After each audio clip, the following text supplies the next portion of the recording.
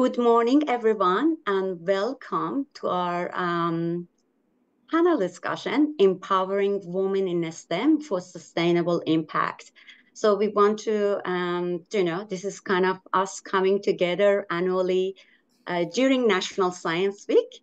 And we are excited to share our, journey with you. So we have a group of women in STEM who are successfully working in the different organizations, and they will bring their story and the opportunities to share with you. Next slide, please. So before we start, I would like to go with the acknowledgements of the country. So I would like to pay my respect to, all the indigenous people from here in Australia. And I know that we have guests from Malaysia. So I would like to pay my respect to the traditional owner and indigenous people in Malaysia. So we would like to pay our respect to the elders, past, present, and emerging. And I would like to see how this connection and this communication bring us together and how we can exchange our, knowledge and shape the future. So the agenda is going to, I've already covered the acknowledgement of the country. I have a few seconds of introducing the Start Talking Competition 2024, which is this panel discussion is the first workshop, and we have few other workshops for the training, how, for example, creating a narrative video, inspiring video. So, and we discuss about that. So then we have a Science Week at Swinburne. So I will invite you to be updated and stay connected and informed with what we are doing during National Science Week, this week at Swinburne and across the whole state. And we have an amazing, inspiring story, which is going to be shared by Amelia. I'll let her to tell you what's happening around what she did and what she experienced, and of course with the sustainable impact that she is looking and working on it in her daily, I think, basis of her work. And of course we are going then to have the majority of this time covering about the questions which is related about empowering women in STEM for sustainable impact. So with this, I would like to go with the next slide and to discuss about Start Talking competition. So for those who do not know me, my name is Beta, and I'm from the School of Science in Swinburne. So with my colleague Kaslan and Irene from Sarawak, we lead a Shaping STEM Futures program. With this program, we are running 2 annual competition with the passion about science communication, because we believe that people's knowledge is a powerful source.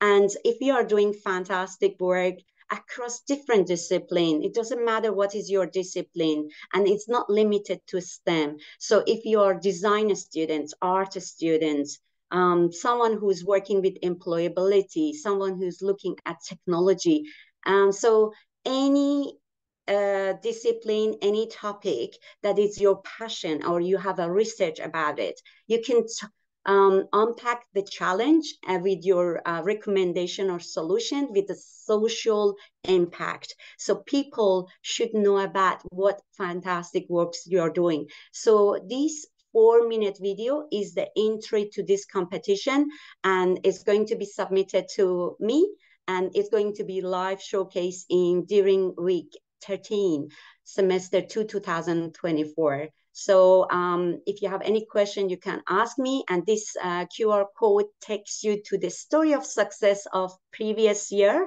which was from Sarawak. So one of the amazing 4-minute video with the social impact, and most of this video is going to be aligned with the 17 sustainable development goals that I've added here. So whatever we are doing, it should be you should have a vision, and there should be linked to one of these 17 goals. So that video is going to be an entry to start talking. And with this, we come to the next slide, where I would like to invite Sarah to inform us about what is happening during National Science Week and this Science Week at Swinburne. Thank you, Vida. Hi, everyone. My name is Sarah. So I'm an astrophysicist at Swinburne University, but also a keen science communicator. And we just wanted to share a little bit about what else we're doing this Science Week to get everybody engaged. So we have 2 more events coming up. One is tomorrow night in person on the Swinburne Hawthorn campus, and that's a tour of Einstein's virtual universe. And then we also have one next Monday night, again on Hawthorn Swinburne campus, which is a pizza and a panel. And it's a discussion with different scientists about their careers in STEM. So I'll share those links in the chat now, but I also wanted to highlight and reiterate everything that Vida was saying is how important it is, especially for women in STEM, to communicate our science and to be able to show up for things like Science Week and share what we do. One of the biggest problems we have historically in science is that we don't have representation of everybody. And that's changing very slowly, but we are getting there. And it's often about building up our skills and our confidence and each other, and being able to support each other and lift each other up, because we all do amazing work and you all are doing amazing things. So I hope you enjoy Science Week, and I hope you enjoy science ahead of this week. Thank you so much, Sarah, for introducing these amazing events. And with that, I would like to invite Amelia to introduce herself and her role and give us a short story of inspiring a story of her trip. And here we go. So, Amelia. Hi everyone, nice to see you all. I'm Amelia Pearson. So I'm a Tassie girl. I grew up sort of in the wilderness amongst the likes of alpacas and turkeys. And I feel like I've always had a love of science and a love of adventure. And I think that has kind of sort of upon reflection kind of led me to where I am today. And I'm not quite sure what the future holds. So we're going to unpack that a little bit as well today. So if you want to go to my next slide. Awesome. So this is me in the elements. I think science communication for me started many, many years ago, as I was trying to unpack, what science kind of means, how do I make sense of it, and how do I communicate it to other people. I started the STEM communication organization Let's Talk way back in, I think, 2016, 2017. And that was all about trying to get undergraduate students excited about science communication and being able to communicate what they were learning at university to people, maybe for future jobs, for their mums, their dads, their grandparents, and for their peers as well. I spent some time in Fiji looking at science communication around plastic pollution, and I think through that experience it was really amazing, and it showcased how you try and sort of understand what a community needs first without bringing in sort of your own expertise, and you let others kind of really lead the discovery, particularly of challenges, some of the key challenges that we're facing now. And then I decided that I wanted to do a little bit more formal education around science communication, and so I went off and joined the Questacon Science Circus. And travelled around Australia doing science shows for kids. So that was everything from, lighting my hands on fire to making thousands of litres of slime to play with. And that was a really cool experience. Next slide. So I think that science communication means lots of different things, and through my experiences over the past decade or so, it's been a real showcase of that. So this slide is kind of, I think, a nice showcase of the diversity of what SciComm can kind of look like. In the bottom right, you've got me presenting to a bunch of students on camera who were in rural and remote Australia and having a look at water tension. Above that, we've got communication to a bunch of policymakers and climate scientists, and looking at how we can translate the science to people who need it most. We've got some really cool graphics on the screen, looking at how visual tools can be really powerful in communicating the science. We've got a couple of articles, so the power of writing, and then we've kind of got more of a comedy piece in the bottom left, where we were looking at misinformation around both climate change and COVID. So I was dressed up as fake expert, and through this, we basically did a skit around, you know, how misinformation gets sort of spread and can sort of perpetuate myths that often people don't even realize that they might sort of be connecting with. So this is kind of, yeah, I think a nice overview of what science communication has looked like for me so far. But I wanted to have a bit of a dive into one of my latest expeditions, which was to the very, very cold Southern Ocean. Next slide. This is CSIRO's RV Investigator, a mammoth, almost 100-meter ship, which is docked in Hobart. And I had the privilege to jump aboard RV Investigator at the end of last year for almost 6 weeks. So my role was as a communicator, and I worked alongside a guy from IMAS, which is the Marine and Antarctic Science Centre down in Hobart, to communicate the science that was happening on board the vessel. And unfortunately, we didn't actually make it right the way to Antarctica, but we did make it to the roughest part of the Southern Ocean. So we travelled about halfway between Hobart and Antarctica to the middle of the Antarctic Circumpolar Current. Now, the Antarctic Circumpolar Current is the most kind of ravenous current in the world, and it spins around Antarctica. And essentially it kind of acts like a force field. So it keeps the warmer waters to the north out, and it keeps the cold water around Antarctica in to make sure that the icy continent stays frozen. But what scientists have realized over the past few years is that that current is actually getting leaky. And so we went down there to investigate, you know, why that actually might be. The kind of consequence of a leaky current is that Antarctica will melt more quickly. And obviously that's a little bit of a problem, given that it plays a really key role in reflecting a lot of the heat that's coming sort of into our atmosphere and into the planet, keeping that heat away. I can't say that it was all, you know, a magical joyride, because I was horrifically seasick for the first probably 5 days. I lived on, what are they called?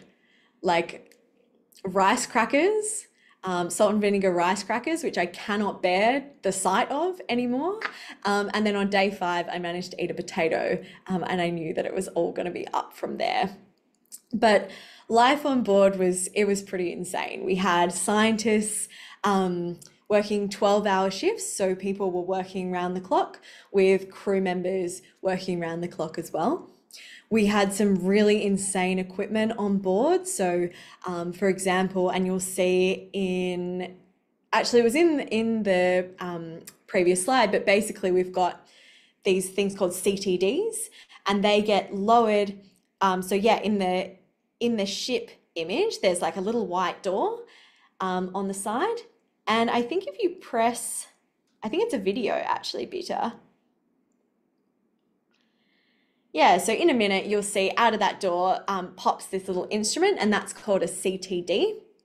And essentially what that does is that it gets lowered to the bottom of the ocean which in our case was about 4 kilometers below the surface of the water.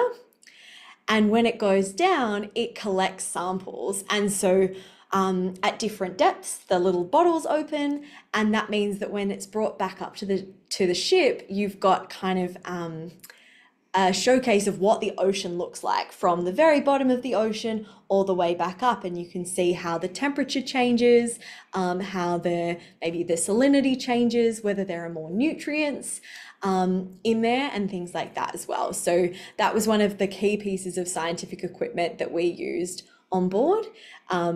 And then, yeah, my role was to kind of communicate what that instrumentation was for and why it was really important.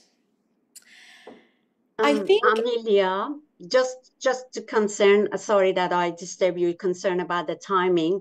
Can we keep some of those inspiring, stories as part of the answering to the question in the panel discussion? Yeah, if you can complete in maybe 30 seconds. Yeah, so if we just go to the next slide, this is where I wanted to end. I just wanted to end with a little video that kind of showcases day in the life of my time on board. So the video is the middle one? Yeah. Cool. And there should be sound on it too. Oh, okay. Maybe we didn't tick that. That's all right. But still we see.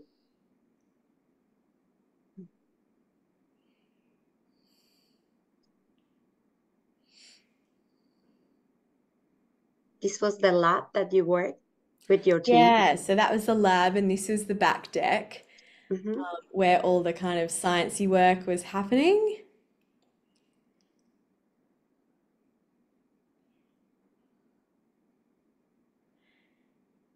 And of course, there was always time for table tennis, which is a whole new experience when you're playing it on a rocking boat.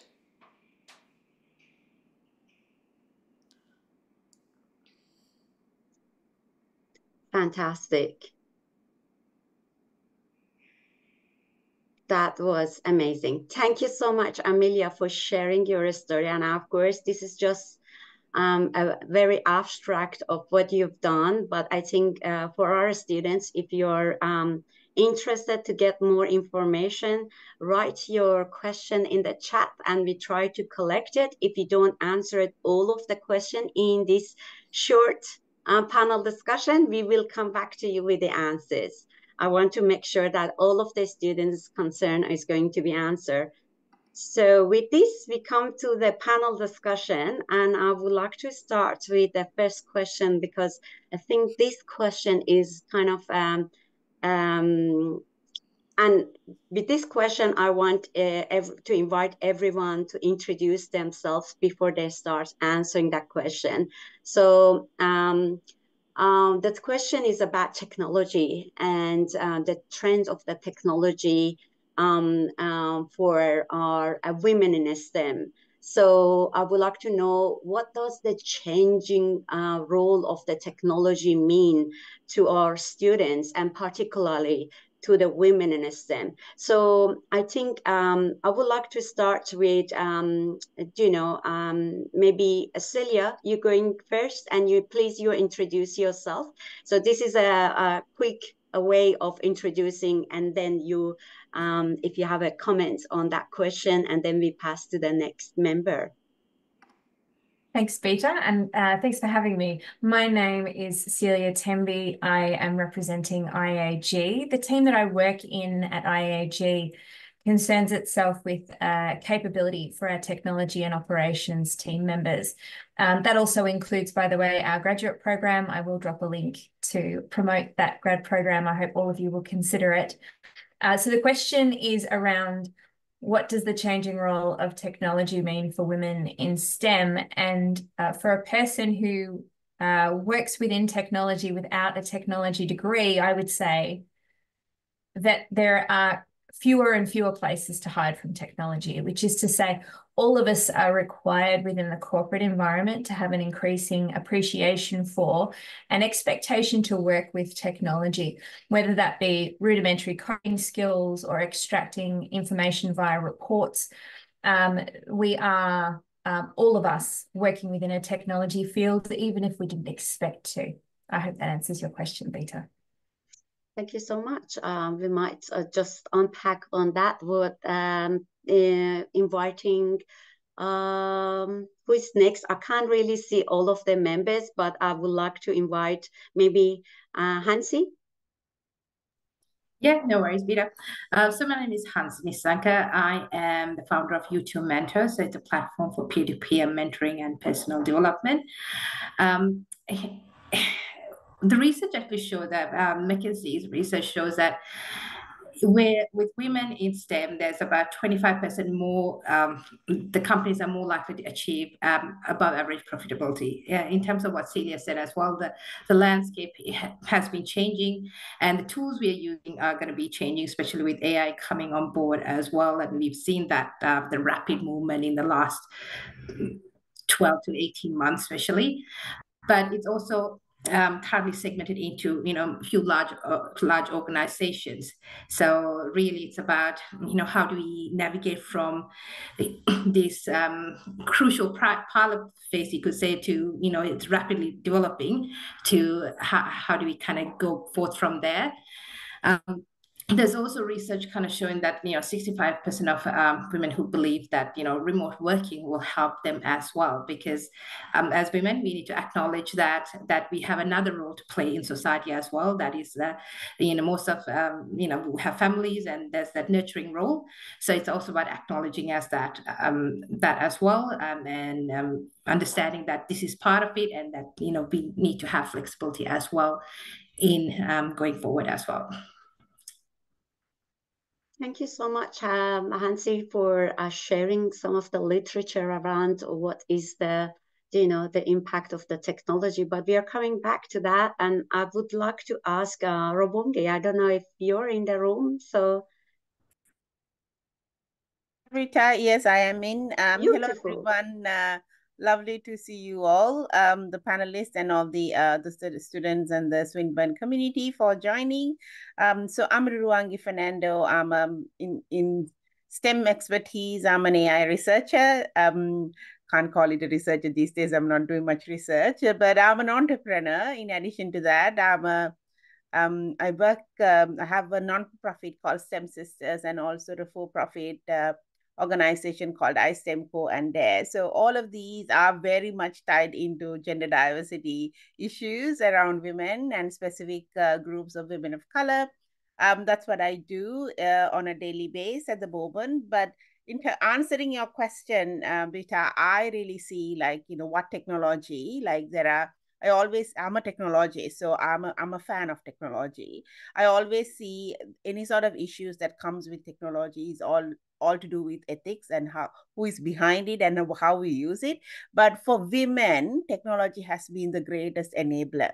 A lot of victories that we have come through in our generations and previous is due to technology. So I am a very positive person looking things, how we can really enable technology to advancement of gender diversity issues. And as Hasini mentioned, some of them with flexibility, and so many problems can be solved through technology. So that's what I would like to say.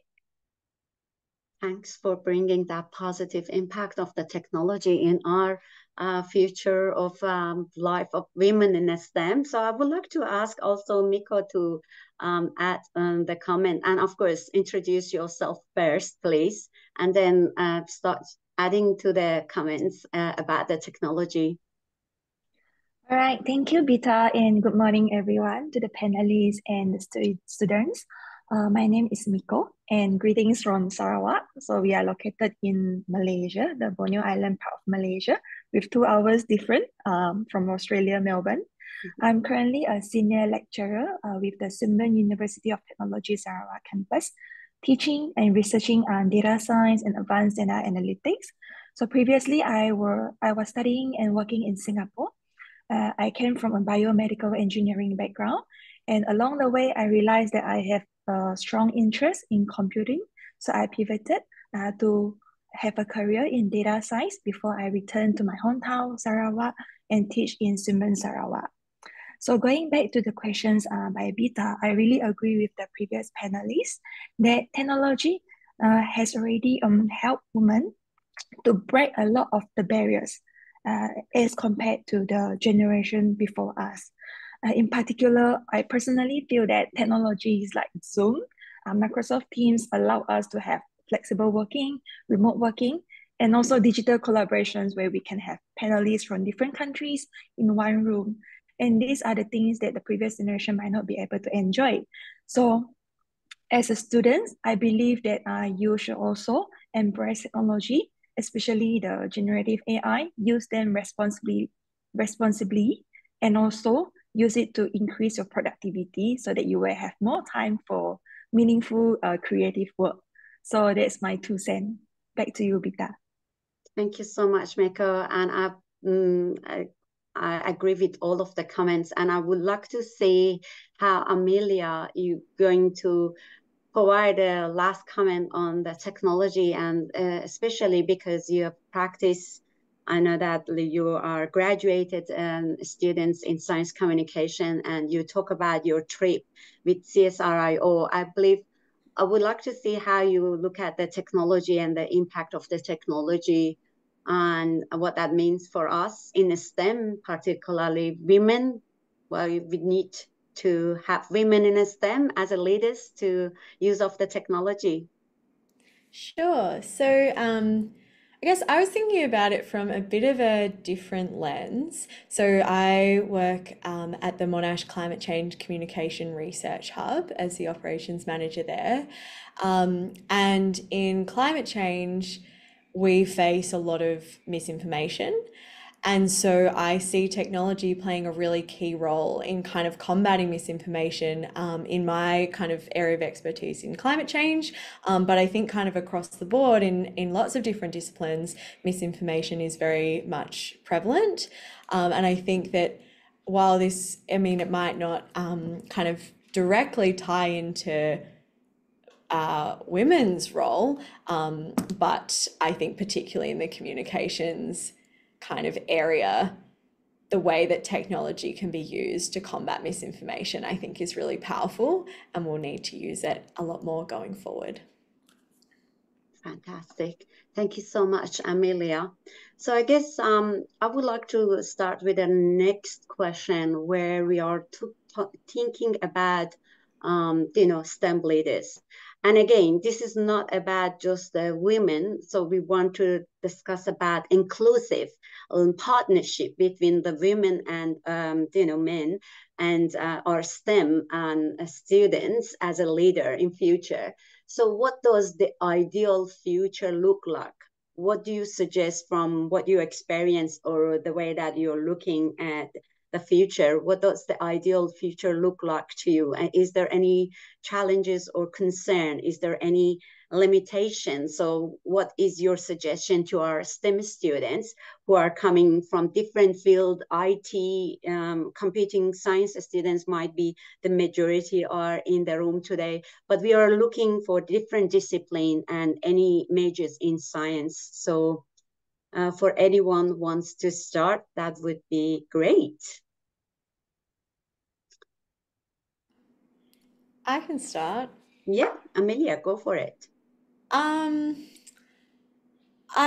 was talking to someone about this the other day, actually, and the fact that we are increasingly becoming interdisciplinary and transdisciplinary. And so being really open to different perspectives and particularly PhDs that have both kind of a core science and a social science aspect are becoming increasingly common.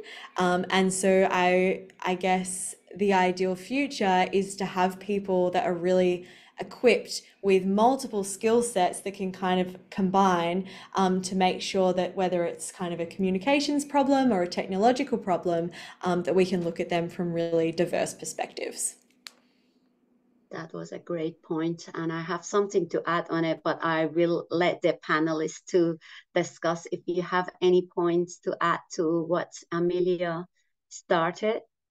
I'd love to build on what Amelia just said. When I think about 2050 or even the next couple of years, increasingly in corporate environments, we're expected to consider alternatives or variations to our standard work descriptions more and more regularly and more frequently. So the amount of time an individual can specialize on a particular piece of previously acquired expertise gets shorter and shorter. And so retraining and diversification, being flexible around what my role is when I begin in an organization and around what it can be, should be a very exciting proposition, as long as the organization can provide more support and a leadership structure that increasingly reflects that kind of need to change and support people. So that involves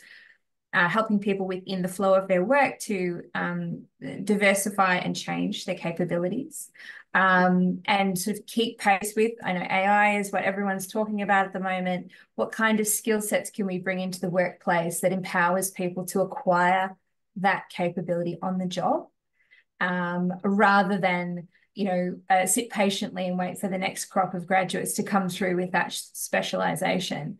And so when I think about 2050 and STEM, it's that, and I hope that this is a positive thing for everyone who's currently sitting in their final studies, is that the learning associated with how you can be productive in society just continues beyond your formal education. That was a great point, Celia, to consider. So Rawungi, you have a great connections with a lot of students during your, your organization, STEM Sisters. What is your observation on what do you think that is ideal future and what is the role for us? Yeah. For me, broadly, STEM, what's the most important aspect or what we can bring into the society is to fix a lot of challenges. It can be climate, it can be inequalities, and that's the STEM biggest role. And in order to do that, we need to be really innovative. So in order to really innovate, one of the key factors is to bring diversity in. So my vision is to see the cross-section of the society reflects in every part of decision-making in an organization who is STEM and non-STEM based, so that we can really bring solutions to our society, right? So that's what I envision to have. But the challenge that I see, like the World Economic Summit says, just to bridge the gender pay gap, it's 134 years. So it's not going to be in the next years happening. But I honestly believe if we all put our effort and really make conscious choices to reflect diversity. Of course, I have a very special mission because I believe not in umbrella solutions, very target solutions. So that's why I specialize for women and women of color. But it's not just the only intersectional groups, right? It's everyone. We just need to have a cross-section of our society reflect in the places of decision-making throughout the organization from the very early to the top, reflecting this diversity, then we can see a better future. So that's what I'm hopeful for. That's what I'm striving for. And I want to create that awareness within everyone. Fantastic. Thank you so much, Rawungi, for that reflective comments. I guess I would like to come with Miko because you're, you were involved in the industry and now you're a senior lecturer in computing science. So how do you contribute to this question? Thank you, Bida. Actually, I also have the similar point with Rawungi. In my opinion, the ideal future for women in STEM in the next 30 years, I really hope that we can achieve the same progress no matter which part of the world we are in. Because coming from like the industry, working with a company headquartered in Europe, working in Singapore and now working in Malaysia, I observed that the progress that women in STEM achieve actually varies from nation to nation. But hopefully with the technology advancement that we have and all the activities that we have like today, we can actually have a future where all women, from regardless of where they are from the world, they are fully represented at all levels at the company or institute that they are working at. Also, because the way that we are raised in Malaysia, I think there's a stigma, for women to pursue a STEM career, at least the way that I'm raised. When I told my parents I want to study engineering, they would say, why don't you choose, finance, accounting? We do have that stigma, but I can see that over the few decades, things have changed because of the activities that we have organized. We see women astrophysicists, we see women astronaut, and hence I think people also change the perspective. And I hope that this can be continued, and by 2050, we can achieve the similar progress for every countries in the world. Yeah. Thank you so much. That would be amazing, because I think one of the things that it's important for our women to have a role model, because historically we don't have that many executive manager or leaders or role models in women's for any type of the limitation we have experienced. So as much as we have more connection, and again, this is about the partnership between, and I'm keen on, Amelia started with the multidisciplinary. I'm really keen to see, I think we are passionate educators coming to bring students from different disciplines, from different gender, from different culture, and from different educational sector to work together. And that's the key. I think if we want to have an impact in a society, we need to show them that we work together. And of course, we are connected with them. That's why it's the role of science communication once there are something. So there is an area we see, there are some schools we can visit. Our students can inspire kids into the STEM, because the data that shows that how many of our kids going to the STEM, it's another issue. And this is not just in Australia. I was in Kuala Lumpur 1 month ago, and we had this record and this type of discussion. But I think, that brings us to mentorship. And I would like to invite Hansi to discuss and add your comments on that. Thanks, Bita. I think one of the important things in terms of enabling this future, where all the other panelists have mentioned, is that we need to start young. We need to encourage young girls and young women to look at STEM, and it's not it's like that analogy. We get a girl, a Barbie, versus a boy, a truck or whatnot, right? So we need to encourage them young, and as educational systems that needs to start from there, from primary school, to look at building that relationship with science and technology.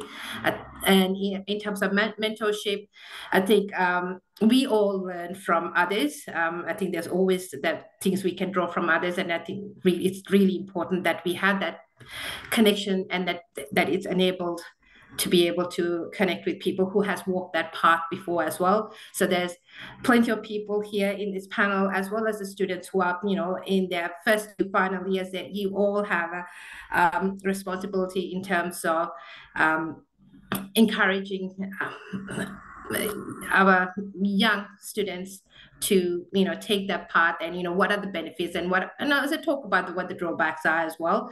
But also working together. I think even though we might not achieve gender parity, as Ruangi mentioned, that's going to take 134 years. However, at least if we can make some way by 2050, I think that would be a great achievement. Thank you so much, Hansi. So I guess, again, if you have any question and concerns that it's not included in the list of the questions that I'm sharing with our amazing panelists, you're welcome to add in the chat, and I try to collect them and come with the answers. So I guess this brings us to the contribution. I think we talk about the impact of the technology, and we talk about the how we are looking at the future for any students in STEM, particularly women in STEM, how their ideal future look like. But I think, and I hope that is going through the proper mentorship. So, but I think we are talking about the contribution. I think everyone needs to start from, I think every one of us working and including students, I think we have a responsibility, and if even we come with a small, responsibility and role and being proactive, that will together collectively that brings a huge impact. So I think that's why now we want to talk about our roles and our contributions, something as a team or something as an opportunity that panelists they would like to share with your, from where you are working or what you experience or what you observe. So it can be encouraging and it can help our students to reflect on their role. So let's talk about the contribution. And I think we talk about the contribution to sustainability. So, but this could be any of any vision that we have, which is linked to one of these 17 development sustainable goals. So yeah, if you have any comments to share. So I would like to start with Ravungi because I know that a lot of your activities, it's aligned with these 17 development sustainable goals. And that's how you, as a founder of STEM Sisters, come with this initiative. I know that your daily life changed after the STEM Sisters, but how do you, what is your observation and what is your role and what you would like to suggest our students? Yeah, I strongly believe we as individuals should really, try to tick as many boxes of the 17 sustainable goals through our daily lives to the work that we do as researchers or whatever the role that you are in. Because this contribution is immensely needed by the society because we need to leave the earth in a much better standard than what we found. We should strive for it. So I think in your research expertise and everything, but personally for me, my research also worked on sustainability, where I looked at how planned special events can reduce road congestion, like how pre-planning, how predictive planning can avoid road congestion. So that's something that I worked on sustainable side one there. But being a technologist, as I said, technology has been a great enabler. So I would strongly suggest anyone in research, any research that you do, there is a sustainable element that you can look at and improve.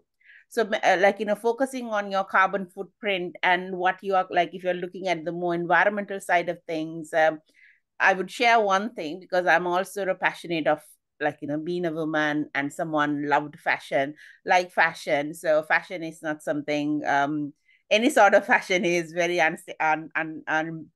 is actually adding quite a lot of carbon footprint to the world. And now Australia is the #1 fast fashion consumer, recently announced, bypassing US and China. So we really have to do quite a lot because as women, I know like a lot of us love fashion. That's part of it. But how do we can make better choices, better makings and stuff not? But any other sustainable goals like gender equality or, there are many things that you can do. Being aware what is happening around, how you can really support would be a greater thing. So anyone interested in particular fashion sort of sustainability, then there is some initiatives from STEM Sisters. We call it at SWAPSIS. You don't have to be someone in STEM. It's for all women in STEM. All women, whether it's a woman of color, none, doesn't matter. It's where of using technology to swap clothing. And the other aspect I would like to share about sustainable initiatives. Sometimes we try to be sustainable, but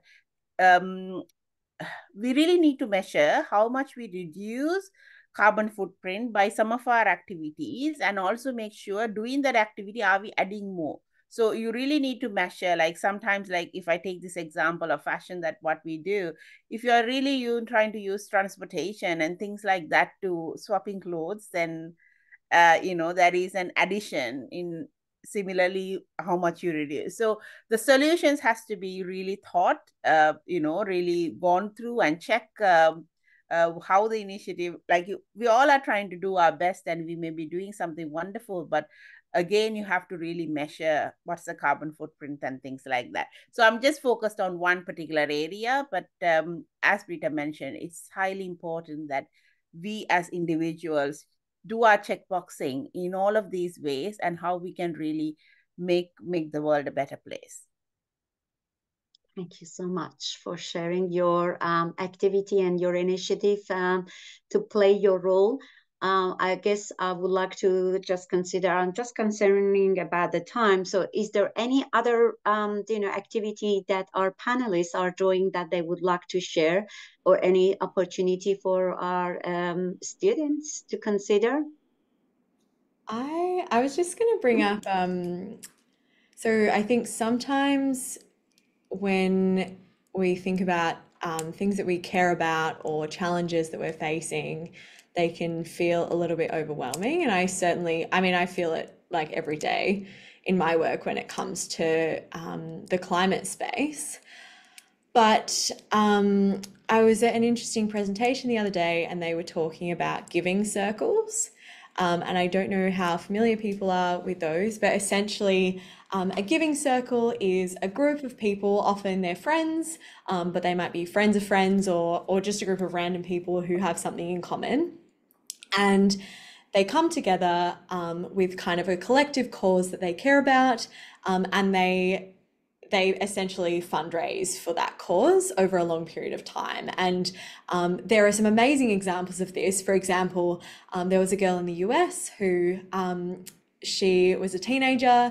She decided that people were giving teenagers a really hard time and that teenagers were having to deal with some pretty stressful things. And so her and 3 mates decided to fundraise for teen addiction. And those 3 mates went out and found another 3 mates. And a couple of years on, they've raised $50,000 by giving just $25 each every quarter. And there are 180 people that are now involved in that giving circle. So if there's something that you kind of care about and want to contribute to, or that you're interested in, it's a really nice way of kind of facing some of the challenges that we've got going on, and giving back, and also just bringing people that you care about together as well. Thank you, Amelia. That was an amazing example of how we can make a role. That's why I said if we have some small, idea, but once it comes together, it's going to have a huge impact. So I was in Malaysia for the study tour, climate change in Malaysia. I took students as an educator because I know that this is a gap in our education system.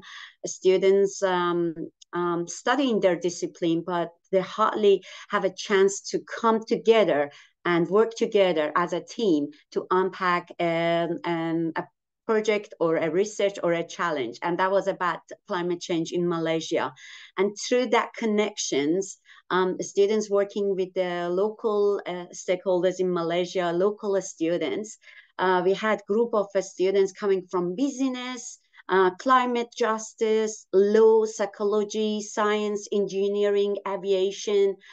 So all of the different discipline, and then they just see they were inspired by how this this kind of multidisciplinary with a passion on something that you do care, it helps them to grow, and it helps them to grow to connect to those people that they do something about it. So I was witness on that, and it was amazing. Do we have any other question and comments from the panelists? Otherwise, I'm going to share the next question, which bring us maybe, I think all of our students are interested to know about, and you can bring all of your comment in this question. So we think about the, now we are having Generation Z in most of our classes. So the data shows that how many of our Generation Z is going to be the employee of future jobs. So I think thinking about this, our vision to make the world a better place to live. So what do you think? What are the skills and what are the essential tasks that they could, our students, particularly women in STEM, but again, we are thinking about an inclusive decision here with the help of women and our men students together. What is the essential skills for the future job linked to the sustainable impact and linked to protecting our planet? Miko? Yes, I just have a very short one. Based on my observation, I think the most important skill right now in this rapidly changing world is the skill to learn. So lifelong learning is something that we will never be able to avoid because things are changing really fast. So I would like to, share with all the students my favorite quote to encourage them to continue to learn is that we are all the luckiest person among the luckiest people on earth to be at the leading edge to acquire knowledge, while cognitive capability is what the world is appreciating right now. And the students, you are young, healthy, and smart. You are on the right place at the right moment. Don't blow it. It's a long life. It takes discipline. There's no magic. So just focus, learn, and excel in every task that you are assigned to. Yeah. Thank you so much, Mika. And every panelist, I would like to hear from you because this is, I think, the main question for our students, in the second year or third year of their study, and they're looking at a potential, career in future. What is your recommendation for them, and what are the opportunities you might have to introduce, and what are their skills? I might take this now, Peter. I think we've been in a time where more technical skills were more used as the foundation, but we are moving into where technical and soft skills are required. The tools we might use for technical skills might be different, each year that's changing. But in terms of soft skills, being able to, the communication skills, the teamwork, adaptability, and I think really important is resilience as well. Mika mentioned that lifelong learning, and that means that there's going to be continuous changing environment, and we need to have resilience. I think that's one of the really important skills to build.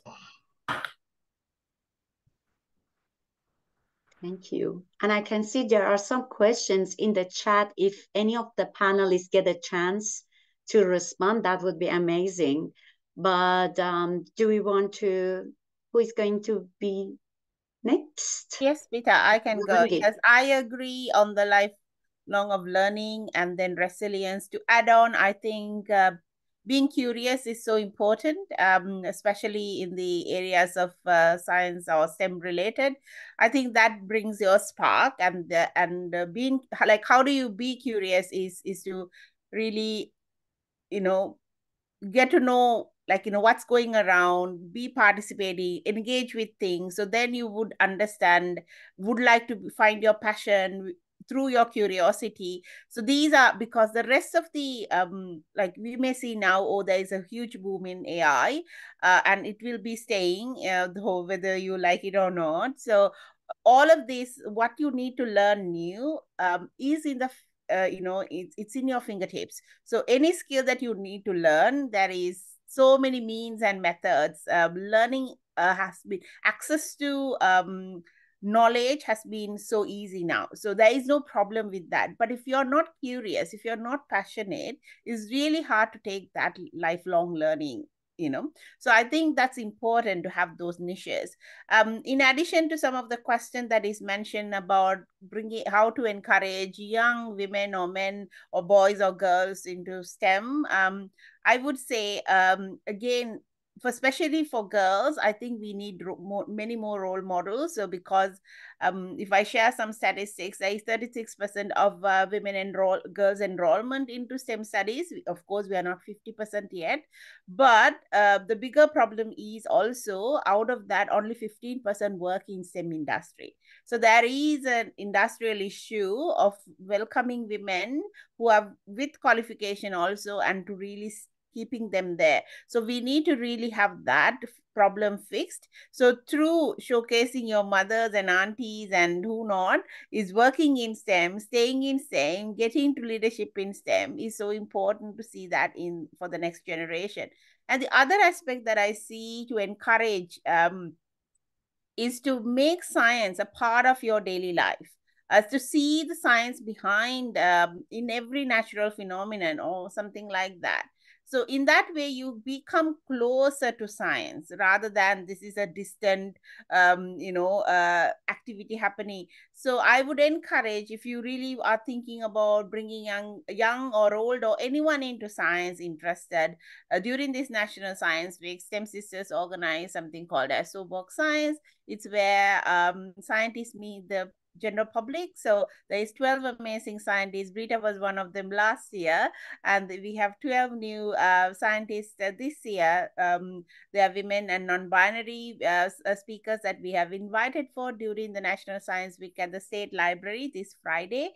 Anyone keen to attend, simply it's for anyone in the public society. So young, old, anyone into learning about sciences, so you can get to know more 12 different science experiments or things that there are these amazing scientists doing. So, being curious is so important, and then really sharing what you do as scientists with the general world, because end of the day, general public are the real investors of science.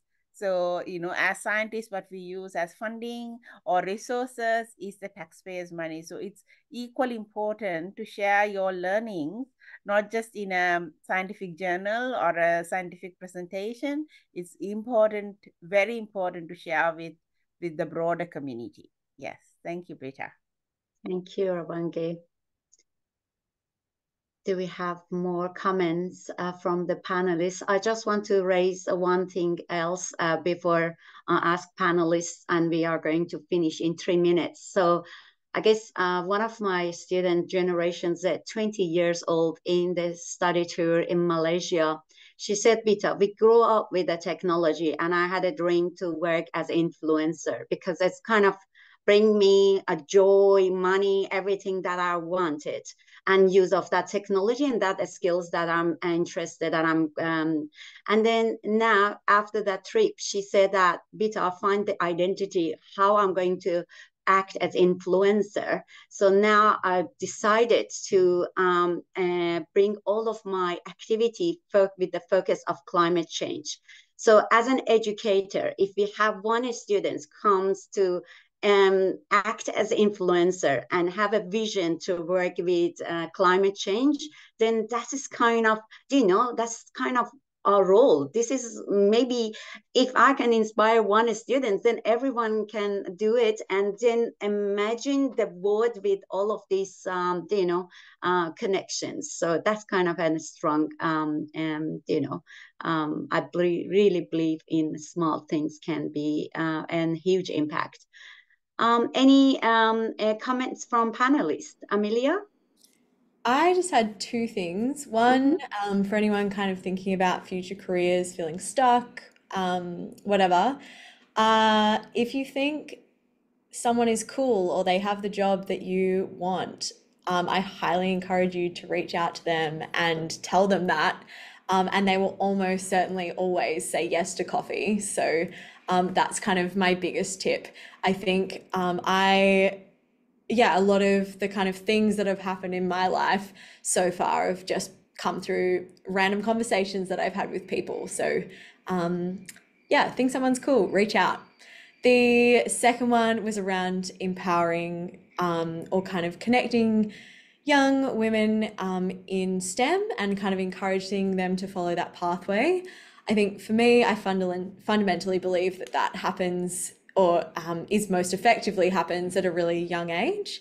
And so if there's any way that you can contribute to kind of young people's education, we do that in a formal capacity where I work.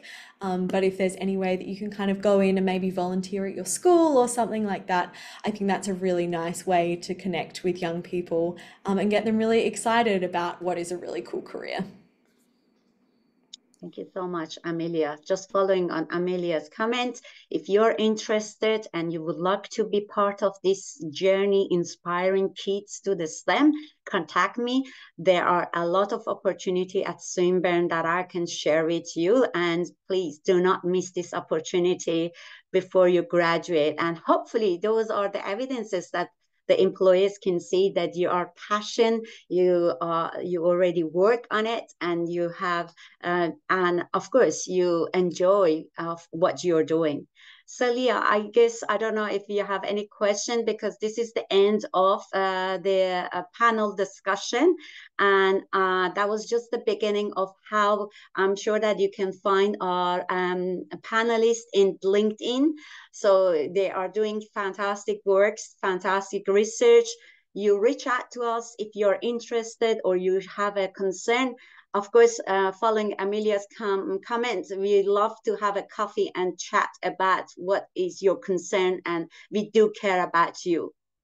So if you don't have any last comments from panelists, I will officially announce that this is the end of this panel discussion.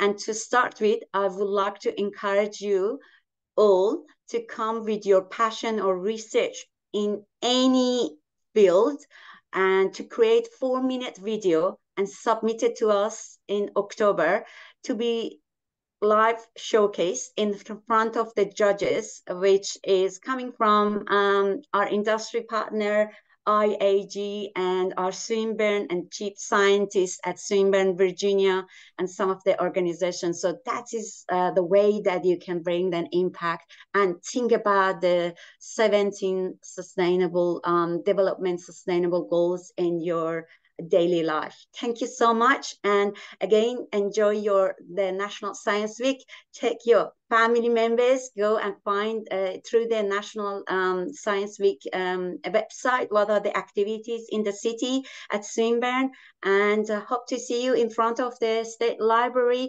on Friday, 16th of August at 2 p.m. 12 of amazing women in STEM are presenting to public. Here we go. Thank you so much, everyone.